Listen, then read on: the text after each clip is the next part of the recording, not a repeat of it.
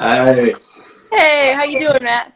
good. How are you doing? Welcome to Footy and Coffee Conversations. Although this time our guest will not be partaking in the coffee route, she decided to go the tea route instead.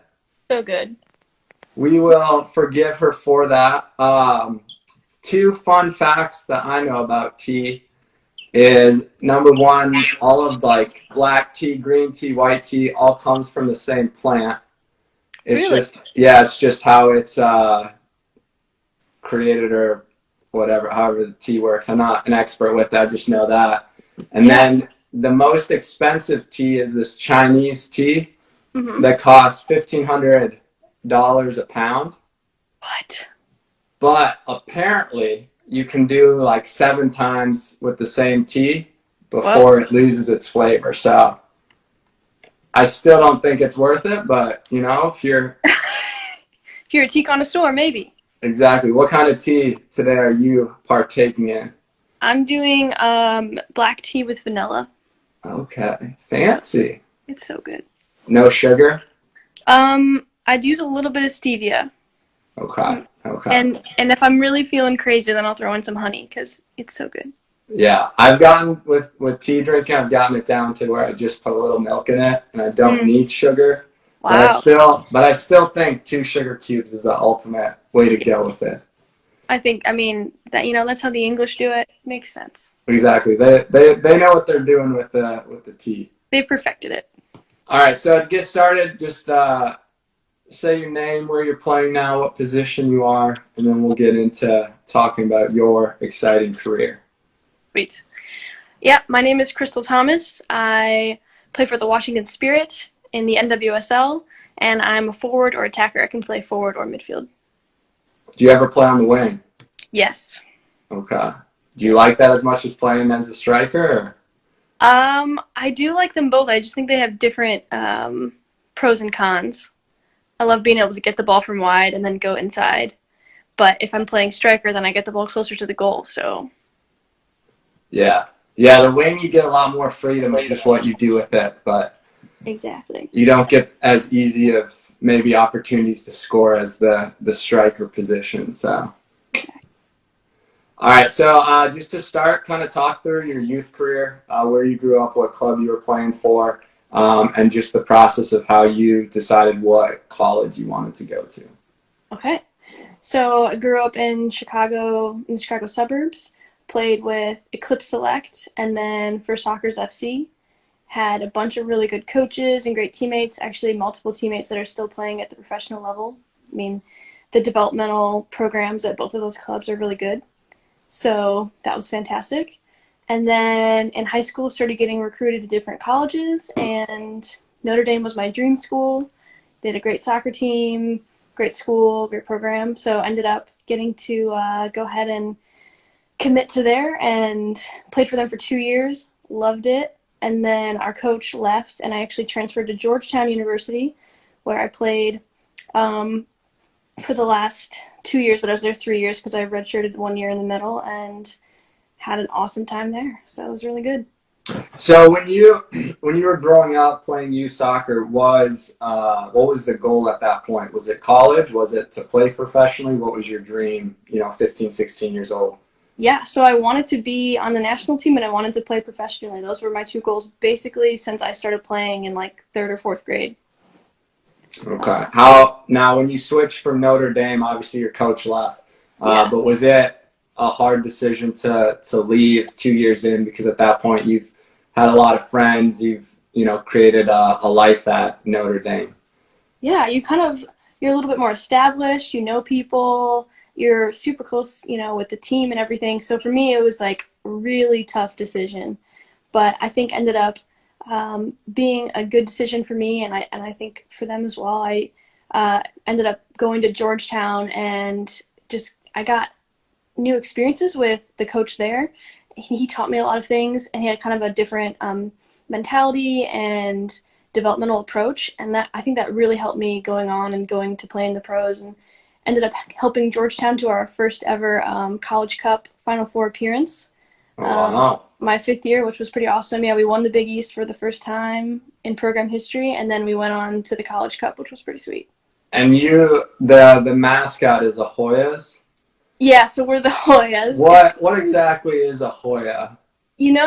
There's not really a clear answer on that, but I think it's anyone involved with the university is a Hoya. And my kind of new answer is it's someone that you want to work for your organization. Okay, okay, that's a fair assessment of it. Yeah. It's kind of I the running joke. Nobody really knows what it is. I hope that you have that on your CV, so when a coach is looking at your CV, you put somebody that you want to hire for your organization. Yes, you think that will be taken well, or? Only one way to find out. Yes. So obviously you had a lot of success in college. Had a lot of success your 5th year at Georgetown. So at that point, kind of just talk through the goal then of playing professional. What you were thinking in your mind at that time. Yeah. So for me, I knew I wanted to play professionally, and it was my 5th year, so I had started my master's, and I knew I was able to switch to the online program and kind of go wherever I needed to go in order to pursue my passion in soccer. And I ended up deciding that it'd be best for me to go overseas for a couple of years and gain experience and exposure, learn from the coaches there in the league and my teammates, and then try to come back. So I ended up going overseas for 2 years and then coming back to play in the NWSL. Yeah. So your first year overseas, you were in Norway, correct? Yeah. And what was the experience? Because obviously a lot of players that have played overseas kind of know how the ups and downs of going overseas, but just kind of maybe the first week when you get there, what's your experience at that point? Well, the language barrier definitely kind of hits you, like, oh my goodness. And also you realize that a lot of these players are more established there and they have friends and family and they know the team really well, whereas you're coming in as this kind of outsider. So it's not like your college team where you have like a whole other class of players that's also new with you. So I think that is a challenge. I think in the American collegiate system, there's a ton of resources, and you don't really realize how well you're taken care of and provided for with, meals and planes and hotels and stuff like that for traveling to games. So for some of these teams, that's a little bit more of a financial strain, especially depending on what city you're in. So I think that was a little bit of an eye opener and kind of makes you be a little bit more thankful. But also you're kind of like, oh my gosh, we're going to bus to this game that's 6 hours away. But it's just normal for them. So I think that was a challenge. But thankfully, I mean, I started to get to know the team. I had 2 other Americans and an Australian on my team as well. So I lived with them and we had a great time. It was pretty fun just bonding with them as well. Yeah, I think that's such an interesting thing. The college players that go overseas, I think they're like, oh, I'm going professional, so now the facilities, everything will be a step up from university. But you don't realize how good you had it in university, and Yeah. how good the facilities are and the meals and everything until you're out maybe in another country playing, and it's like, wait, hold up, we don't get that anymore. Yeah, where's the free meals? Where's the money for food at the airport? No, we don't do that. Exactly. Yeah. So you go to Norway. How did that year go for you personally? It was good. Actually, I remember, kind of segue, just you reminded me of interesting things that happened. So my dad had promised that he was going to come see at least one game in Norway, and I remembered that very distinctly. And I think I had 2 weeks left, and I was talking to my dad on speakerphone, and my mom could hear as well. And I jokingly, but we had like some family stuff and like health issues with other family members, and just like wasn't going to happen that year, and I was okay with it. But jokingly, I was like, "Yeah, Dad, like you promised to come, and you're not going to make it. Like you didn't make it to any games." And my mom heard. and so and so she's like, Mike, did you promise that you were gonna go? You know? and, and he came to all of my like games growing up, drove me to practice, all that stuff. Um, and he was like, oh, I don't really remember that, but and then we like all laughed about it. Like, there's only 2 weeks left. There's no way you could make it. It's expensive and everything. And it was like the day before our last home game. We heard this like pounding on our door, and we were all like kind of freaked out. Nobody ever comes to our door. So I like, all right, guys, I'll get it. So I like go down the stairs to the door. I like open it, and like my dad's there. I'm like, Dad, hi.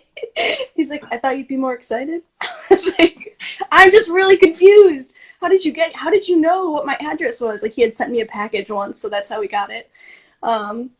So that was awesome. And he came to our game the next day, and it was like raining, and we like really needed this game. And the cross, I was like running in the box. The cross came in, and I like had a diving header goal in the rain. It was like, my dad's here. Like, it was this pretty cool moment. So yeah, that was like the end of the season. And yeah, that same week, there was this mountain I really wanted to take him to. And I was like, Dad, like, we have to go to this mountain. It's awesome. Like, I went before it was super cold and there wasn't any snow, and you could see like the ocean and like then like a bunch of other mountains kind of surrounding you. So basically a cool fjord. And he was like, all right, we'll go. And we brought one of my teammates, but it had started snowing on the way there. Oh, wow. Yeah. And it basically turned into like a full-on blizzard. And we didn't have like snow boots. We didn't have gear. We didn't have anything. I was wearing my running shoes. Oh, wow. And I was like, Dad, we have to do it. We saw like 2 other people on the mountain, and they were coming down as we got there, and they were like, what are you guys doing? We're like, we're American. Like, we know better. Yeah. We'll be fine. They're like, stupid Americans.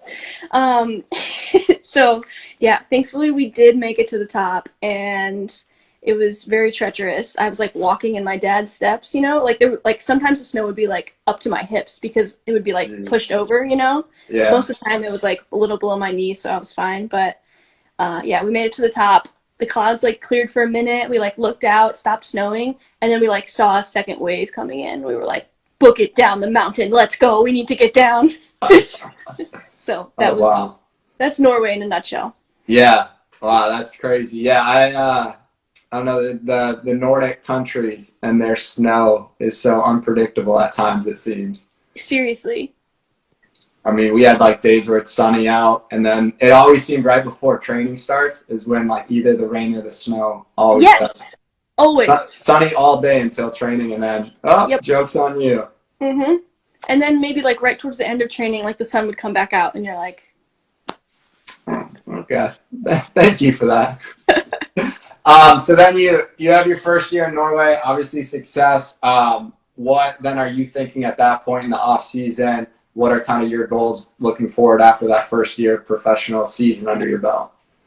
Yeah, so at that point I was trying to decide what the next step would be, what a good stepping stone, kind of wanted to move up a little bit and continue to improve. I think that season I trained with Bridges in the winter, in between seasons, and then ended up committing to go play in Iceland. Okay. And how did you get connected with Iceland? So my agent was just in contact with one of the coaches there, had sent them my video and my CV, and they wanted to pull me in, so I got to play for one of the top teams in Reykjavik, which was pretty sweet. Yeah, what was the biggest difference between playing in Norway and playing in Iceland? The playing styles are actually pretty similar. I would say it was crazy that there was so many big clubs really close to each other. Like in Reykjavik, there was 4 or 5 teams in the capital. There was like 4 or 5 major teams. Yeah. And then the other 4 or 5 teams were just scattered throughout the country, but the farthest drive was maybe 6 hours. You get like halfway around kind of. And it was just crazy how close it would be. Like, oh, one time a girl went to the wrong field.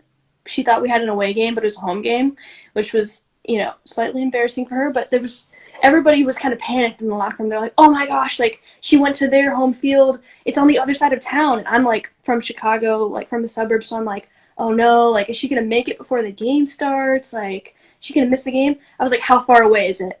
And they're like, 15 minutes. I was like, she'll make it before warm-up starts. Like, it's not even not even a big deal.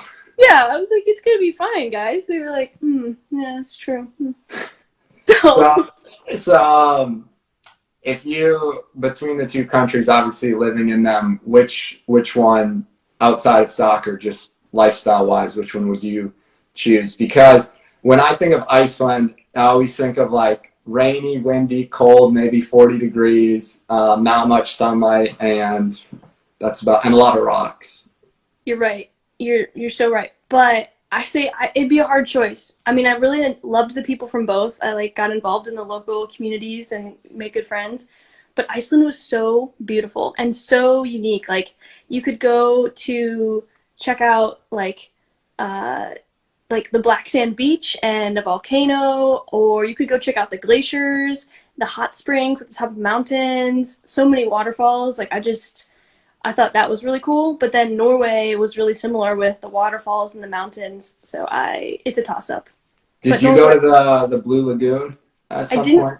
I didn't go to the Blue Lagoon. Oh no. I know I drove past it, but I decided there's actually a bunch of like free hot springs that you can go to that the locals will take you to that are like arguably better. So I went to some of the other ones. The non-tourist traps. Yeah. So then you finish your second season. It's in Iceland. hmm At that point, how does the door open up for you back in the U.S.? Yeah, so thankfully my team and I did well that season and I had some good statistics. So I came back. I was training again with Bridges FC in Chicago, just staying fit and waiting to hear from my agent. He was in contact with a couple of different NWSL teams, and we heard from Richie at the Spirit that they were interested and they wanted to bring me in for a tryout. I knew that he had kind of come in and transformed the team and the program, and that the staff was just determined to succeed and they were going to do everything they could to help us succeed. And we had some of the previous ownership with Bill and then Steve as well. Probably don't know these guys, but they're just like really important and crucial to like how everything runs. And I came in for the tryout, decided to go with them, and got signed right away. It was awesome. Yeah. What was the biggest difference, obviously, from playing in Iceland and Norway to then being back in, arguably the biggest then women's league in the world, and obviously, much bigger city that you're playing in, much bigger fans, bigger Yeah, name players that you're playing with. What's that experience like? it's awesome. It's everything that you would want in a professional team and in an environment. You're playing against what I think is like the best competition in the world. You're playing against the U.S. national team. With and against the U.S. national team players, you're going to be in front of the national team coaches. You have an opportunity to be scouted yourself. I mean, that's ultimately the goal.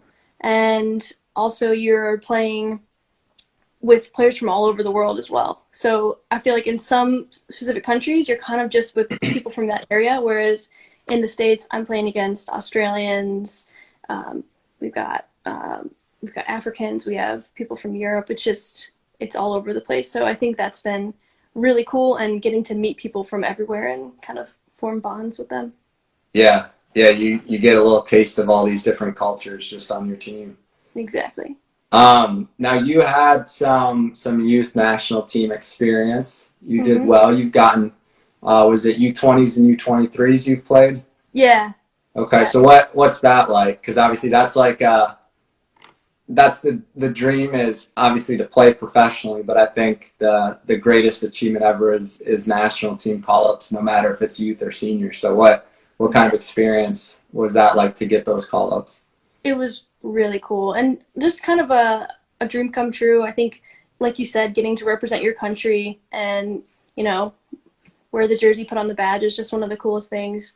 And then to get to use your skills on the highest level. So I really enjoyed it, especially at the U23s. I was with the U23s a couple of times at different ages, and when I was 23, I was with them. So I was playing against some of the women that I played against all growing up, which was pretty sweet.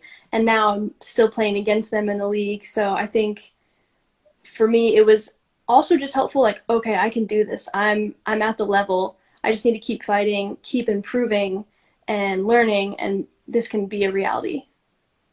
Yeah, no, that's an amazing experience. I'm sure to get very jealous of that. Um, what's kind of been your biggest thing you think you've changed or grown in your game from when you first graduated from college to then being able to come back and play in the U.S.? That is a great question. I think probably two things. One would be the speed of play. I just think it's a lot faster than you realize when you're watching on TV or even at the field. But two, probably my decision making. And that's where I'm very thankful for the coaches that I've had in college and since then. I mean, Dave Nolan with Georgetown was constantly hammering in, like, make sure you're scanning the field, make sure you're making the right decision in the right place at the right time. And that's hugely important to Richie and Tom and Ian on the Washington Spirit as well. So I think decision making is huge because there's a limited amount of opportunities at the professional level to score goals, to keep the ball. If you give the ball away, it can be even more dangerous. So I think that's been the biggest difference. And I bet you could speak to that as well, playing professionally yourself and coaching professionally. Yeah, no, I agree. I think actually I was just saying in another interview that the skills, 90% of them every player on the field can do. That's not really what separates it. I think it's the mental side of Yeah, the thinking faster, of the understanding of the game, where to put yourself into positions for success at a quicker speed, and that gives that 1 second opportunity for you as a striker to maybe turn and have a shot rather than the defender stuffing the shot. So exactly. but unfortunately, that kind of takes time, and it takes making the mistake and losing the ball, and then learning what could you have done differently to not Yes. have that happen again. Yes, exactly. Like as a fourth year pro or wherever I'm at, you start to learn it at this point, but as a rookie, you don't really understand. Yeah. Um, so then you're playing at Washington. You left the U.S. playing back in, was that 2016 then? 2017, yeah. 2017, sorry, bad with the years. 2017. What in between that time? There's obviously been a lot of growth with women's soccer as a whole. What do you think the biggest change has been? Specifically to maybe the NWSL. I think that they are partnering with the correct people now and getting sponsorships at the highest level. That's going to help continue to grow the league, grow the sport for, girls and boys across the country. And I think that that will be huge even in 5 or 6 years. I know Steve, one of our owners, has worked with the leadership of the NWSL, and they're doing a great job. They've gotten partnerships with Budweiser and Geico, and I think those kind of deals are going to help continue to promote the league and help raise the standards, even like the playing level, getting more fans. It's been so cool since the World Cup last year. The number of fans has increased as well, Yeah. and it's been awesome. I mean, I think at our Audi Field game last year we had 19,000 fans. Oh wow. It was really cool. And every time we play in Portland, we've got like 20,000 fans. So it's really fun. Yeah, no, I think it's so cool to see, especially after the World Cup, how many of the stadiums were just packed with fans. I Yeah. think it's great for the league as a whole, and it's great for I think just the U.S. women, girls coming up now. They have a bigger dream, kind of what professional soccer looks like. Because maybe when you were growing up, the leagues were kind of in and out every couple Yeah. of years, and there wasn't so much just like continued growth in one league. So I think it's an exciting time for women's soccer, especially. Yeah. So you usually mentioned in the off seasons you trained with Bridges in Chicago. Yeah. This past off season, you decided to go a different route. Hmm. Kind of what did you decide to do, and why was that the choice you decided to make? Yeah. So I decided to go play in Australia in the W League there because I have a lot of friends and teammates that have done it as well, and it's just a great way to stay fit and continue getting games in the off into your season ready. And so I decided to do that this year. Also, I thought it'd be a great experience playing in a new league with new players, learning again from that. I think learning is probably one of the biggest differentiators from players that continue to play and players that stop, because you have to keep improving. So yeah, I decided to go over there. I played for Perth Glory, had a good time.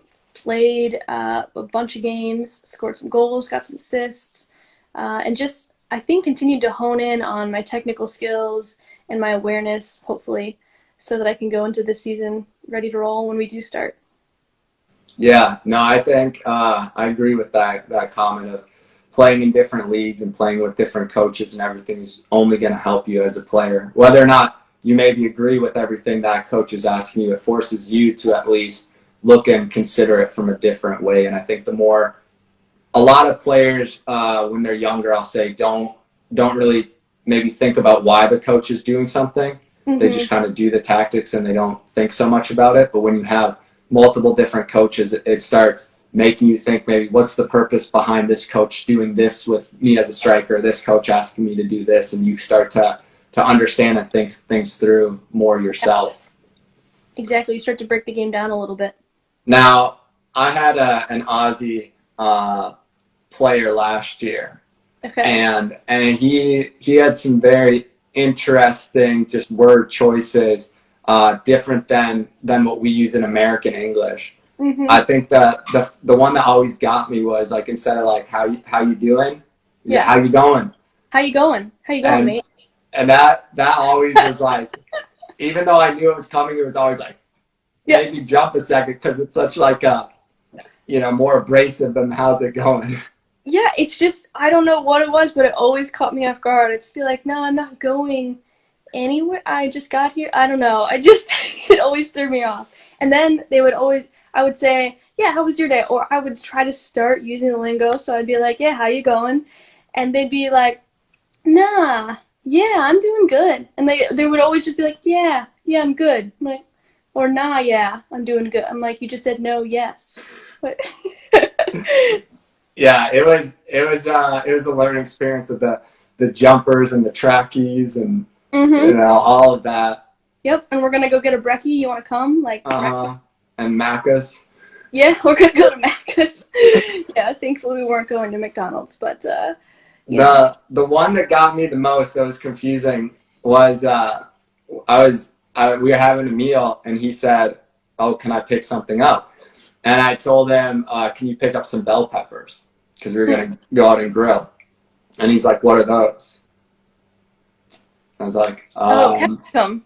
Yeah, so I sent him a photo of it. And he's like, "Oh, you mean capsicums?" And I was like, I hate that. I hate that you call it a capsicum. Call it a bell pepper.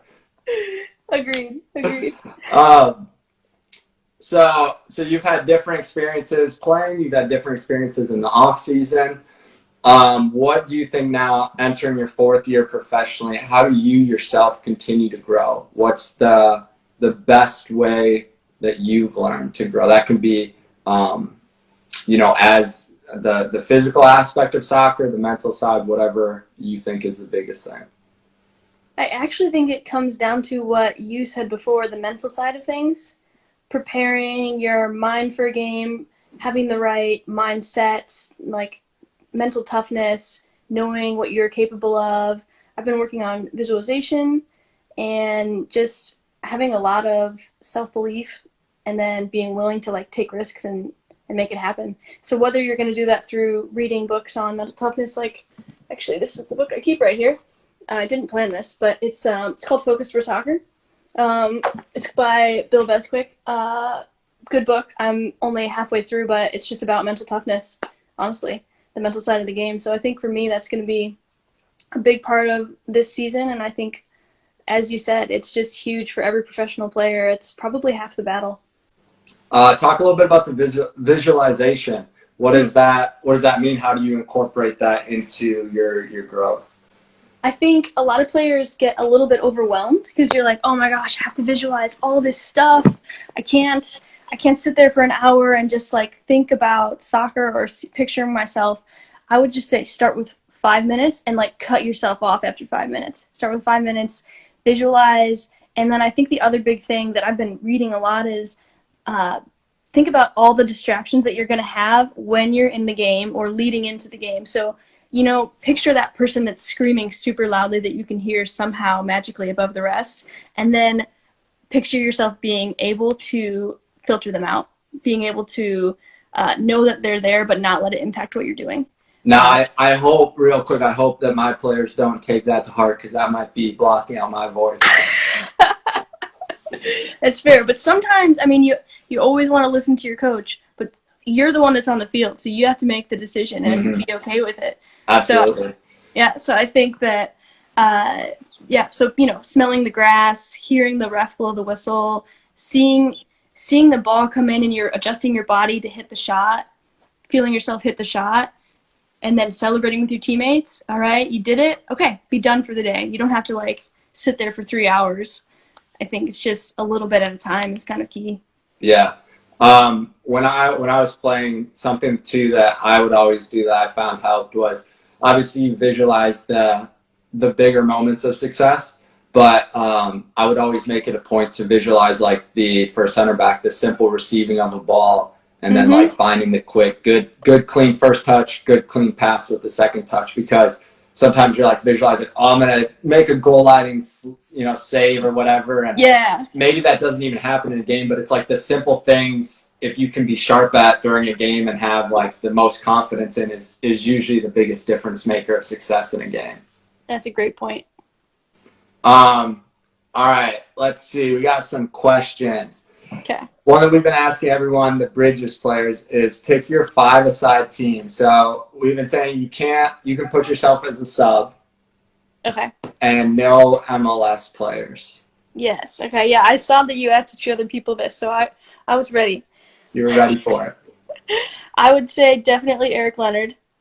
Lenny again. Jeez. Yeah, you got to have him. He just brings the intensity, He's a good defender. You got to have that. I know I'm always thinking about attacking, but I know that I need those people behind me. Tristan, again, he can do both. He can defend, and he knows how to make those last-second sliding saves, or not sliding because we're indoors. Yeah.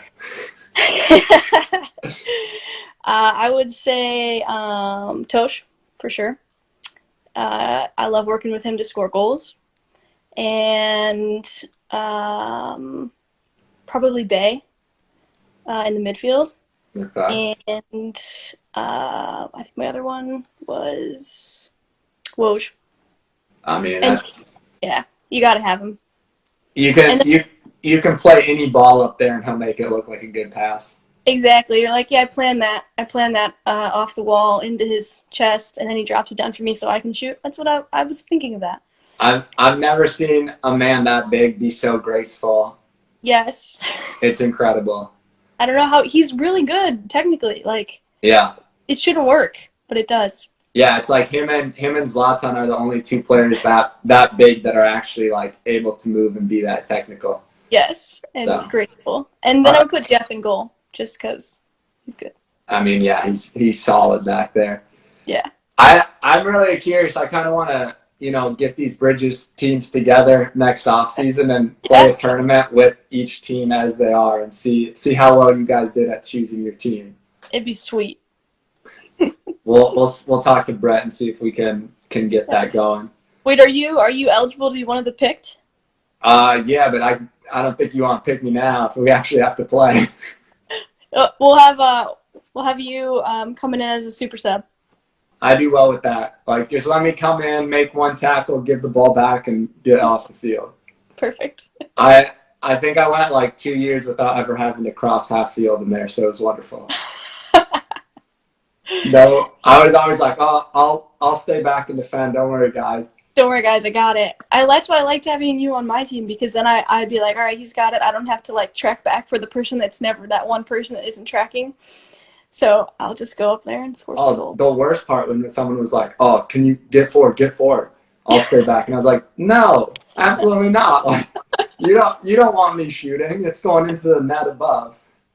See, this is why we should be on the same team. There you go. We both like doing what the other one does at it. Yes.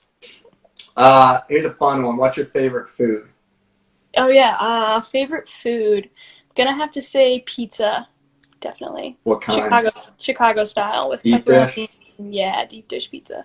Now, which one of the Chicago restaurants is your go-to for it? Good question. I think Giordano's is pretty awesome. Ooh. Yeah, I know. That's kind Controversial of, answer. I know it's a contentious answer, but it's just I think it's because I grew up with that one. But I know that Lou Malnati's is really good too. I think I'd have to go with Illuminati's. Yeah, It's the best, but it is really good. I'm biased. All right, what's if you could go back to 14, 15-year-old you, what's the biggest piece of advice you would give to someone that age that has goals of playing college or professional? Okay. I would say enjoy it because it goes by quickly. I guess I'm gonna have three things: enjoy it, uh, use every opportunity and like connection that you build for number two, and number three, I would say always bet on yourself. Always believe that you're gonna do what you want and complete the goals that you want to uh, achieve because ultimately it's your decision. Those are great advice for the younger players. We just had a question written in. Were you able to do much tour stuff in Australia? Because obviously you were in Perth, so that's on the far west side, correct? Yeah, So you're kind of yeah. by yourself out there. We were. We did actually though. There were some amazing beaches in southwestern Australia. It was so cool. If you ever get a chance to go to Margaret River in Australia, definitely do it. I would say that was one of the coolest things. I also got to tour around Melbourne a bit with my mom. She came out to a game, and Good old Melbs. yeah, yeah, it was so fun. It was a great city, and the weather was beautiful. So definitely take a trip any chance you get. Okay. All right. That's good. So if you could go back to one of the three countries outside of the U.S. you've played, would it be Australia or? Oh, that is so tough. See, I'm a warm weather person, but I mean, the sights in Norway and Iceland were so amazing. But I would probably go to Australia just because the beaches were so beautiful and I went snorkeling for the first time, Okay. like in a warm place, and I was just like, there's a whole new world under there. I mean, it was awesome. Yeah. No, I understand the warm weather. It's something that can't be discounted. Yeah. What was it like the first year when you were in Norway when summer hit and the sun didn't set? What's that like when it doesn't get dark? It was so cool, but it's really surreal. Like, honestly, we would be walking around the house at like 11 p.m. and somebody would actually say, "Oh, hey guys, like, should we eat dinner?" And another person would be like, "We already had dinner like 5 hours ago." I'd be like, "Oh my gosh, I just forgot," because it feels like the sun is just like around 6 p.m. right now. Like, and it would be up until 4 a.m. I've decided that the Norwegians don't sleep in the summer. They just like you'd hear people outside at like 4 a.m. doing whatever, and then in the winter they probably just hibernate. Yeah, it's kind of. I think it's like how a bear kind of operates. Yeah. Because in the summertime, I feel so much more energy over here because it just Yeah. doesn't get dark. Yeah. But I had that same experience my first year playing over here. Um, my roommate was playing video games and I was just kind of chilling on the couch watching him. And he's like, "Oh, are you hungry?" And I was like, not really. Like, sun's up. It looked like it was like 5. So I was like, we'll eat a little bit. He Yeah. keeps playing. And then he's like, "I'm getting kind of hungry." And I was like, "Yeah, me too." And we look at the clock and it was almost midnight. Oh, see? We're like, "All right, midnight dinner it is." Because you have no idea when you wake up if Yeah. it's 3 in the afternoon, 3 in the Yes. morning. It's really confusing, but amazing because you just have so much energy, and then you finally go to sleep and you're like, "Oh my gosh, I was really tired. I just didn't know." Yeah, I remember during our like summer break, we were like out on the field playing for fun at like 1, 2 in the morning.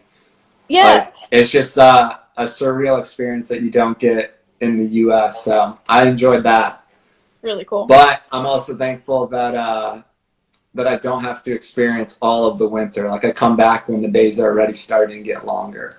Exactly, because once it started to get dark fast, I mean, it would be dark at like 4 p.m. and we would have a hard time like with training and stuff and getting a training in. It was rough. Yeah, I'll take the summers there and the winters in Florida for me is That's A-okay. perfect. Are you in Sweden right now or are you in Florida? In Finland. I'm sorry, Finland. Yeah, Finland. So Okay. I'm over there, but we're not training or anything. So just kind of stuck in my apartment waiting to see what happens with the season. Yeah. Hoping that we can get it going. They say right now, end of May. is when they're looking at. But I mean, it all just depends on what happens in the next couple weeks, Yeah.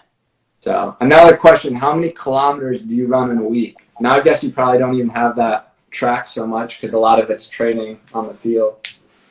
Yeah, Maybe you that's do. a good question. I know that our strength and conditioning coach has that information because we wear the little GPS units, Mm-hmm. but I'm not totally sure. I think in practice it would be anywhere from 4 to 8 kilometers, and then games was maybe around 9 kilometers.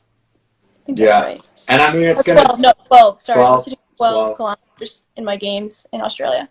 And it's going to change so much in training sessions because some training sessions you might be exhausted, but you're not doing so much because it's high Yeah, sprint work or something. So exactly. that one's hard to judge exactly. Hmm. All right, what's your favorite goal you have scored, Oh man. or one of them? Because I know Okay. you No, it's hard you because scored so many, it's hard to remember which one was the favorite.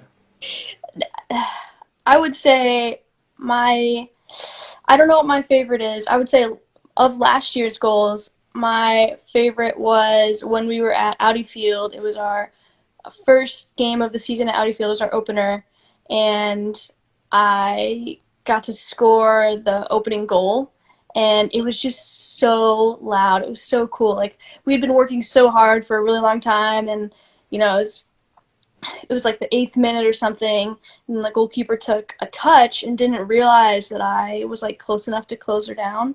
And all of my teammates were in really good defensive positions, so she didn't really have anywhere she could pass it unless she just hit it long. And I just like sprinted in there and just kicked it in. And it was so loud. It was awesome. That was one of my favorite goals. Okay. How I've seen all different things with strikers. Some just the celebration comes as the game's going. Some have it pre-planned. Some plan with teammates. What's your go-to for the celebration? Normally, I just let it go into the game, and whatever happens, then that's what we'll do. I'm kind of known for jumping into people's arms. Because of my size, I can. Uh-huh. So yeah, I think in that instance, I like sprinted to the top of the box and met my teammates, jumped in their arms, and I was just like surrounded. It was pretty fun. I like that. That was always my go-to if I scored. Not so much as a defender, but on a header or something. Yeah, Although I do really like when people take the 2 foot tackle to the corner flag. yeah. That's always a classic. I think that's pretty great. I'm gonna have to, if the opportunity arises, do something with the corner flag this year. I think that'd be fun. We can like get a few people involved. You got to incorporate, plan a couple things like that. It can Yeah. it can be a real crowd pleaser, All to right. get. Well, we'll do some brainstorming. I remember in college one time we decided if someone scored, we were going to do rowing the boat. Yeah. And I'm not sure how my coach felt about it with like 12 of us sitting there. You Yeah. know? but we did it anyways. And then we felt so bad though because it was white shorts on like a real muddy field. We were like Oh. sorry to the woman that has to do our laundry. Like we Yeah. we made it bad that day. Ah. Yeah. Sometimes I feel so bad for our equipment team. They do such a great job, but our jerseys are trashed after the games. Yeah, and we always will wear white shorts for ours. So Oh, it's it's not good for having to clean those grass stains. no. All right, so another question that we got is how has your faith played a role in your soccer career? That's a great question. I would say it's been awesome to see um, kind of Christians all over the world preaching and believing in the same Jesus Christ. So when I went to Norway, I got involved in an awesome church, and it was smaller, and they didn't really care what denomination you were. They were all just like, yeah, we're united in Christ. Like the rest isn't that important. And I got to be involved there, and obviously the sermons were in Norwegian, but one of my friends would sit next to me and kind of like whisper the summary version to me, and it was awesome. In Iceland, they actually had a translator at the back, and you just wore a little headset, Oh, and nice. so I got it translated. Yeah, it was great. In Australia, obviously, they speak English, so and the church was like I don't know, 3 blocks away from me, so I just like walked. It was awesome.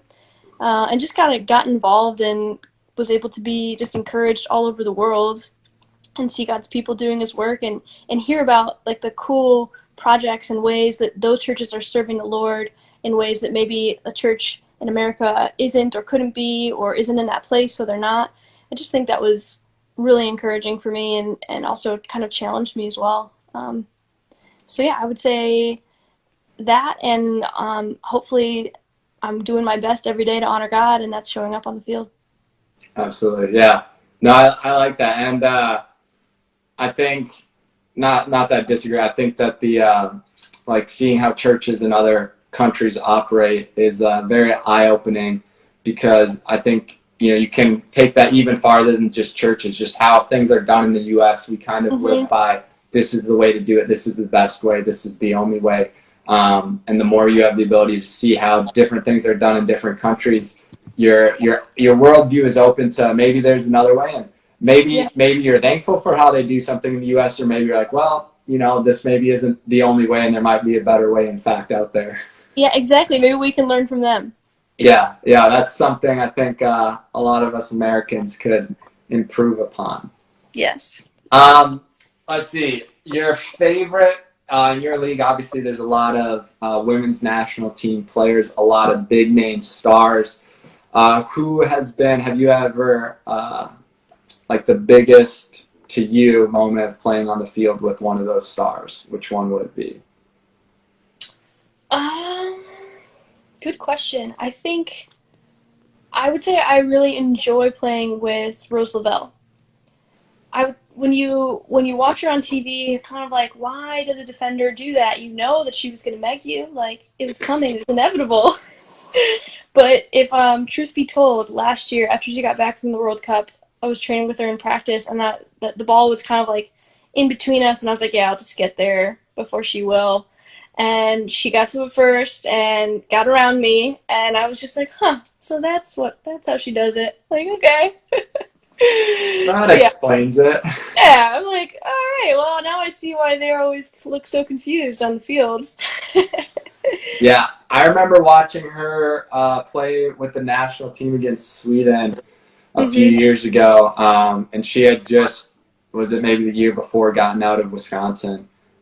So she was kind of newer on the scene, and she's quite impressive with her speed and dynamics that she brings to the field. So Exactly. I think I probably would have, if it was a 50-50 with her, just gone into defensive cover right away and not tried to win it. Yeah, I don't blame you. And she's really fun to play with on the field in games and in training too. It's fantastic. I always see she's posting about her love of dogs. Yes. Did you guys had dogs come to your practice last year? Was that right? Yeah, plus we have the people that run the fields have dogs, so we get to see them all the time. She's constantly getting gifts from fans for her dog, which is fantastic, Wilma. But I think I've got some competition for her there. My host dog, his name is Harry, and he's the best dog ever. I can send you a picture after, but Absolutely. he's the cutest, and he's like part pit, part hound, but like the nicest dog you'll ever meet. And actually, we had a little photo shoot with him the other day because we don't have much else to do. So I'll send you some pictures. Absolutely, I love that. I love dogs, so why not? Yeah. Final question for you. Obviously, you guys aren't training as a team right now, and they have set days they think that you'll get back, but there's obviously a lot of uncertainty. How mentally, because obviously I'm sure the physical part you're getting workouts from your team to do and all of that, but I think the mental challenge from talking to players and seeing with my own players is it's hard to get ramped up kind of for a season when you don't know if it's actually that starting date or another date. So how mentally are you staying prepared? Yeah, good question. I think one of the ways that we've been trying to do that is have some Zoom calls with our teammates and kind of keep that interaction going. And our coaches actually initiated that. They said, hey, it'll be really good for you guys to just see each other, kind of be a little bit encouraged, and kind of keep that competitive and team unity going, that competitive nature. So I think that's been one way. But like you said, it's really hard just not knowing when exactly we're going to start. because once you have a date, then you can kind of work towards that day. Mm-hmm. But that's all right. We're just going to keep getting ready, and we'll be fit, Lord willing, and technically strong when that time comes, and we'll get the team dynamics and the chemistry in those first few weeks. Yeah. How do you think you're doing staying in shape game wise? I don't know what you guys there are able to do or not. It's a little bit tough just because, we can't go train on fields and stuff. But thankfully, I live kind of out in the country, so I can just go run on these roads or on the trails near my house. So I feel like we're doing okay. But it's definitely, there's going to be a transition period, I think, for sure. I want every team to film their first session of Rondo back with the team. Because I think, everyone posts their highlight video of Rondo where they get 55 passes in a row. Yeah. And I just, I think it'd be good to show the world what Rondo looks like after whatever 2 months off of passes with the team. And that's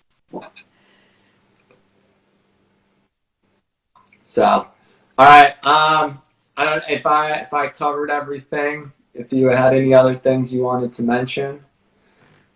I think you covered everything. I just want to reach out to you. Is Instagram the best way? Instagram, is a great way to reach out to me. You can also find me on Twitter or on Facebook. Okay, I will link your account if anyone has any questions. Otherwise, be sure follow Crystal, follow the Washington Spirit once they get back to playing this year. Good luck this season. Thank you. I now am putting the pressure on you if we do have a season to come up with a creative goal celebration that I can see at some point. I'll see what I can do. The pressure's on. All right. Thank you, though, for today. All right. Thanks, Matt. Yep. Bye.